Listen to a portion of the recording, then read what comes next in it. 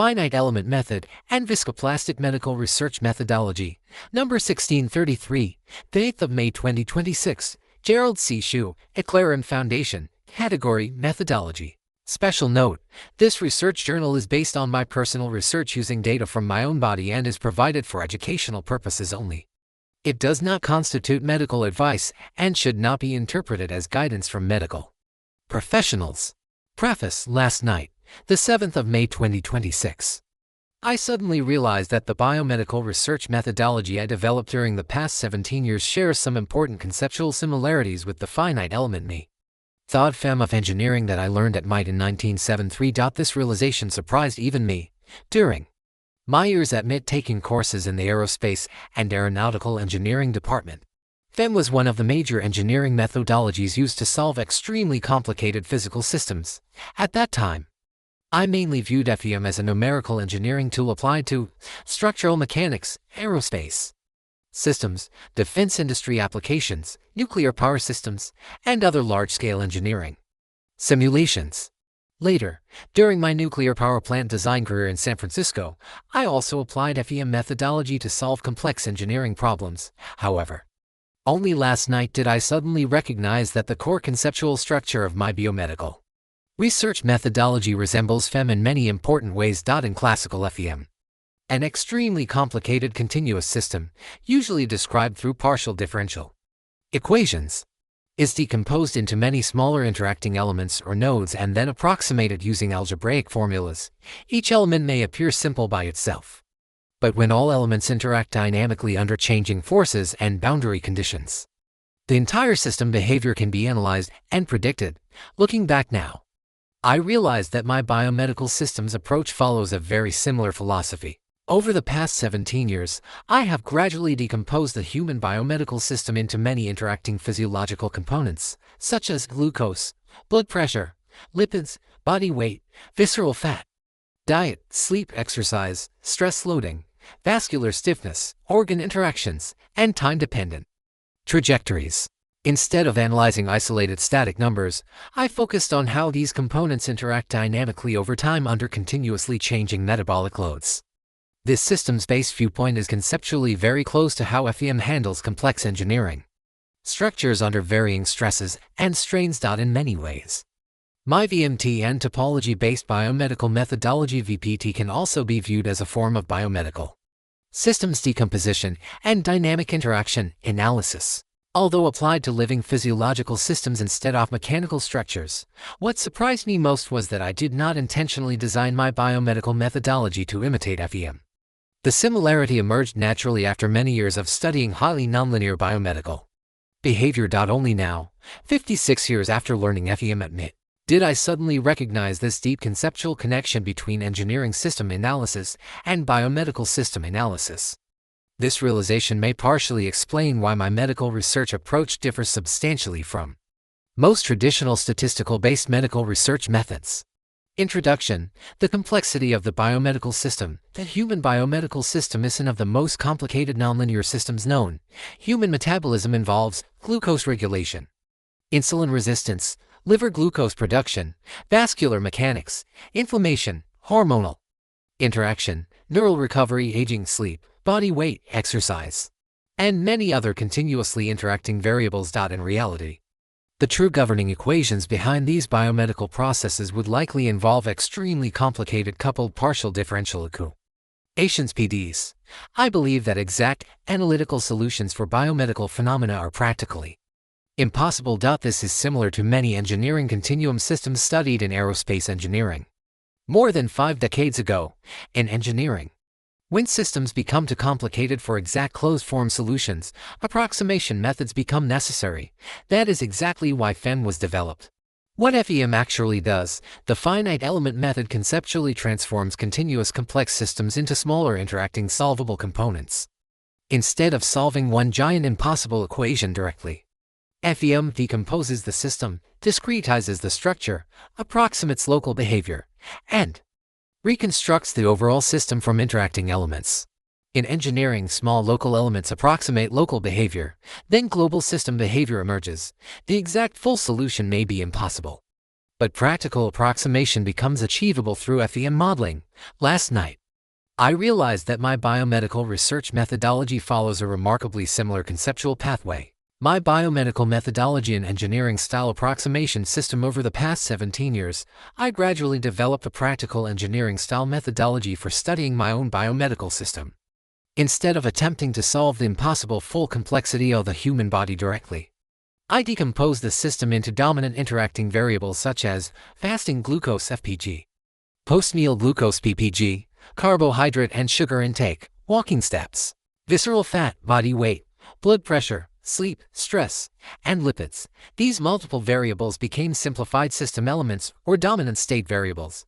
I then normalized them, tracked long-term trajectories, calculated interaction effects, estimated stress-strain interaction, energy contribution, and reconstructed overall system behavior through longitudinal observation.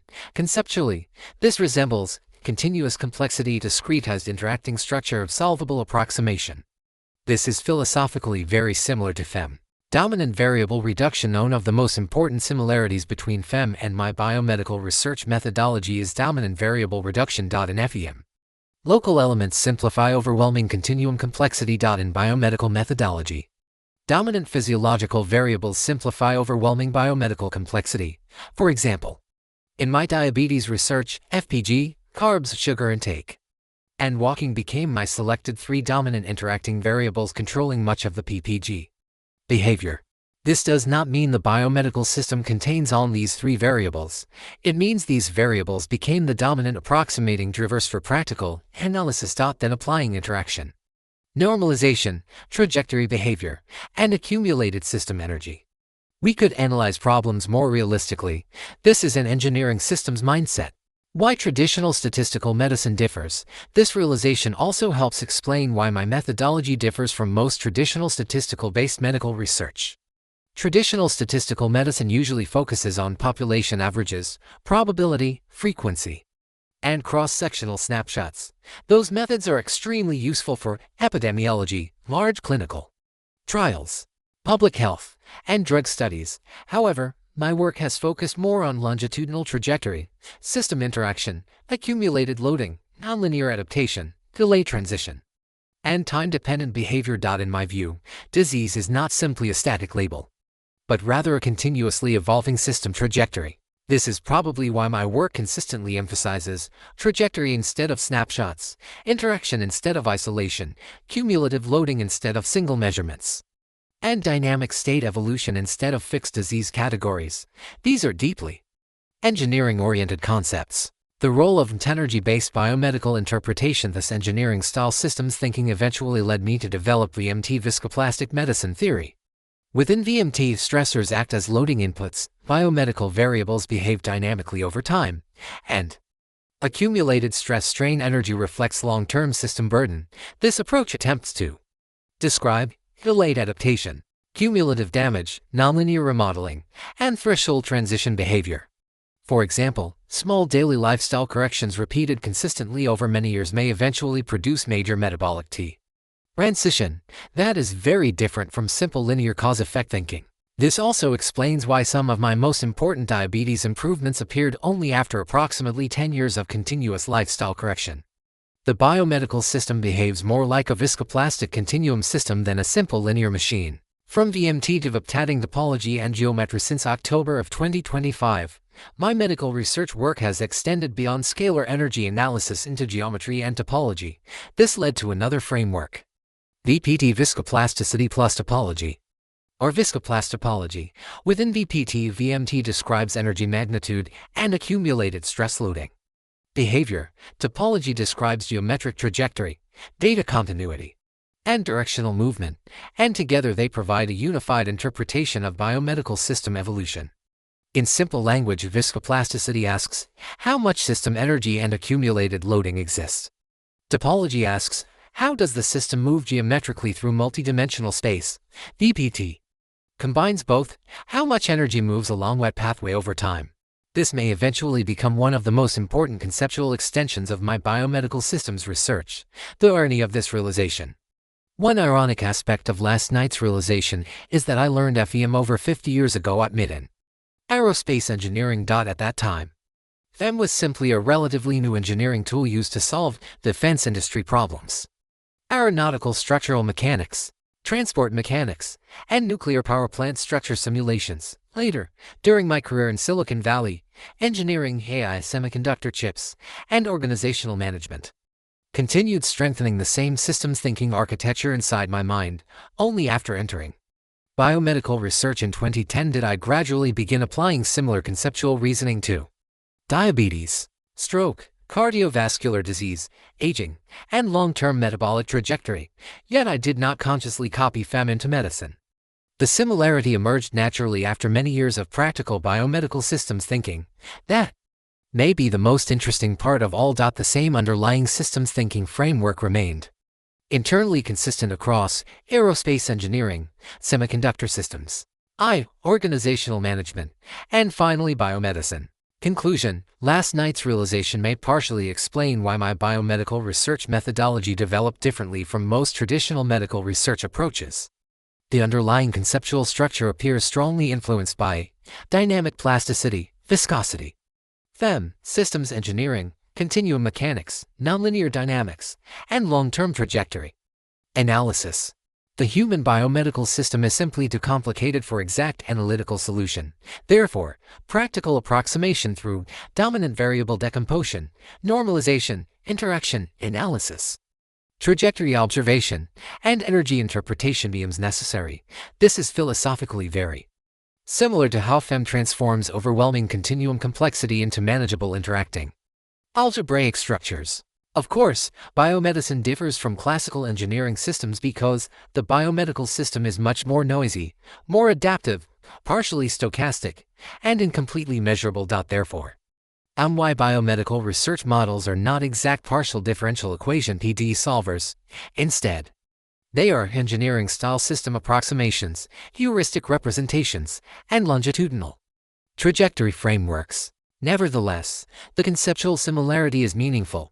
Perhaps this realization also explains why my research consistently focuses on dynamic system behavior, long-term trajectory, accumulated loading, nonlinear adaptation, delayed transition, and geometric evolution, rather than isolated measurements alone. After all, the biomedical system behaves much more like a living dynamic continuum system than a collection of disconnected laboratory numbers.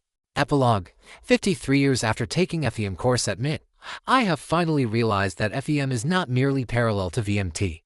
Its systems decomposition philosophy is structurally embedded within VMT itself. In many ways, VMT can be viewed as an FEM-style approximation methodology applied to a living viscoplastic biomedical continuum. Disclaimer: I write this paper not for fame, but to share what I have learned so others can understand their health, prevent disease, and live longer, healthier lives. This content is provided for educational reference only and does not constitute medical advice. No doctor-patient relationship is created. You may share this summary freely, but it must not be altered, edited, or republished as your own. All intellectual property rights and copyrights for this article and its related materials belong to the author, Gerald C. This content is provided for educational reference only and does not constitute medical advice. No doctor-patient relationship is created. You may share this summary freely, but it must not be altered, edited, or republished as your own. All intellectual property rights and copyrights for this article and its related materials belong to the author, Gerald C.